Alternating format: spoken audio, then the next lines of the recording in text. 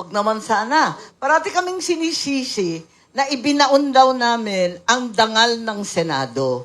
Ang totoo, nawala ang dangal ng Senado nung pinagtatakpan yung mga mastermind ng flood control, nung hininto yung blue ribbon.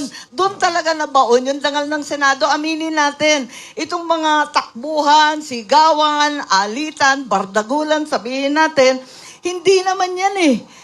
Yan na lang ang offshoot ng ugat ng problema na hindi matuloy-tuloy yung flood control.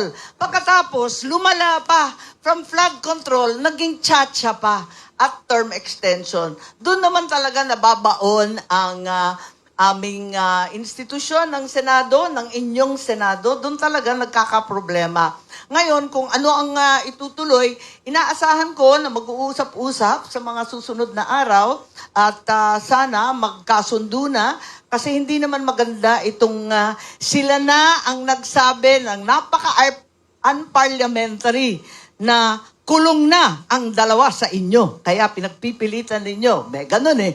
Eh hindi ba unparliamentary at offensive naman yun? Ikalawa, sila pa yung nag-walk out. Sila pa ang meta pang mag-walk out. Tama ba yun? Kaya eto nga, sana magkasundo na yung dalawang panig. Titiisin na namin sila.